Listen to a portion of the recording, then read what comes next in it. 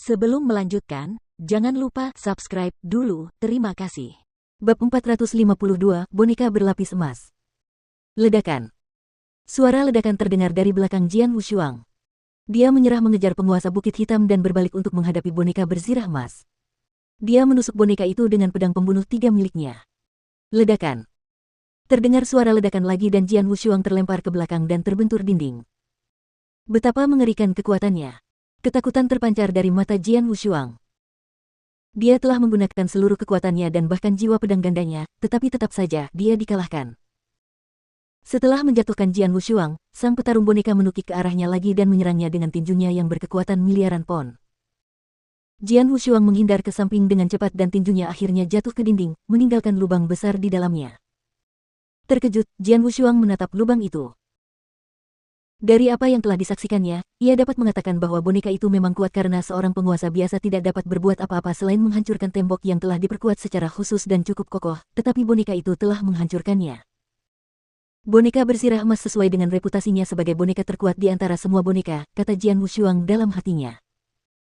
Ada begitu banyak petarung boneka di lapisan luar dan lapisan dalam rumah besar ini, dan mereka adalah ancaman terbesar bagi para penjelajah itu. Pada lapisan dalam, boneka dibagi menjadi 3 jenis, boneka zirah tembaga, boneka zirah perak, dan boneka zirah emas. Di antara mereka, boneka berzirah tembaga merupakan yang terlemah, sedangkan boneka berzirah emas merupakan yang terkuat. Selain kekuatan dan kecepatannya yang luar biasa, boneka berzirah emas dapat menandingi kekuatan pertempuran para ahli di alam 5 awan, kenang Jian Wushuang dalam benaknya. Perbedaan terbesar antara alam awan dan alam suci adalah perbedaan antara awan dan tanda asal. Seseorang di alam suci hendak memahami asal dan menghasilkan tanda asal, dan saat ia menerobos ke alam awan, tanda asalnya akan berubah menjadi awan. Tingkat seseorang di alam awan bergantung pada berapa banyak awan yang dimilikinya. Biasanya, jika seseorang memiliki 3 tanda asal, tandanya akan berubah menjadi 3 awan setelah terobosan dan membawanya ke alam 3 awan. Bagi seorang ahli biasa di alam Sein, 3 tanda asal adalah jumlah maksimumnya, dan hanya sedikit yang dapat menghasilkan 4 tanda di alam seperti itu. Oleh karena itu, kebanyakan orang hanya berada di alam 3 awan setelah terobosan mereka. Jika mereka ingin melangkah ke tingkat yang lebih tinggi, mereka harus meningkatkan pemahaman mereka tentang asal-usul. Konon, tingkatan tertinggi di alam awan adalah alam 9 awan yang legendaris. Namun, bagaikan sebuah legenda, orang-orang pada level seperti itu muncul sekali dalam bulan biru. Jumlah awannya juga dapat membedakan para penguasa satu dengan yang lain. Para penguasa di alam 3 awan adalah yang terlemah dan disebut penguasa pemula. Penguasa Bukit Hitam, yang pernah bertarung dengan Jian Wushuang, termasuk di antara mereka. Penguasa pemula hanya sedikit lebih kuat dari para ahli di tingkat penentang surga, yang memiliki peluang untuk mengalahkan penguasa pemula dengan kekuatan penuh mereka. Meskipun Jian Wushuang hanya berada di level penentang surga, sebagai seorang jenius di antara mereka yang berada di level yang sama, ia jauh melampaui mereka. Long Xiang, yang telah dibunuh olehnya, adalah bukti terbaik dari kekuatan tempurnya yang sebenarnya. Jian Wushuang tidak yakin dengan levelnya, namun dia menilai bahwa dia lebih kuat dari para penguasa pemula. Itulah sebabnya, sejak awal, dia tidak menganggap serius Black Hill Lord dan kata-katanya yang arogan.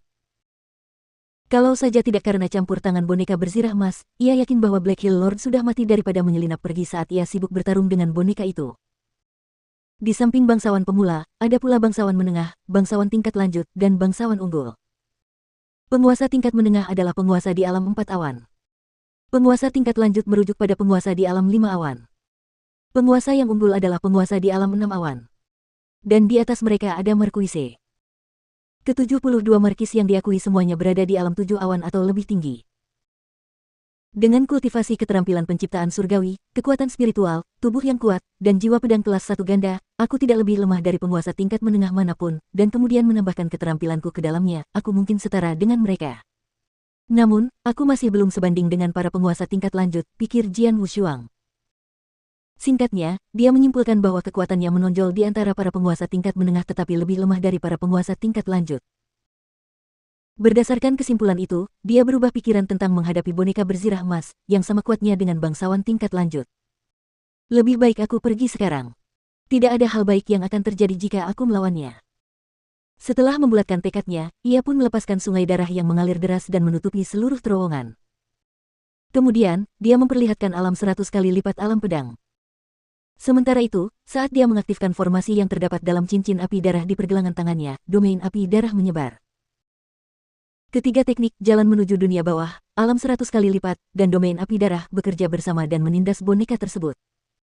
Di bawah penindasan itu, boneka menjadi lebih lambat.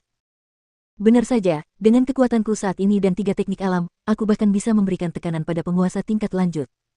Mata Jian Wushuang berkedip ketika dia melihat boneka itu melambat karena alamnya.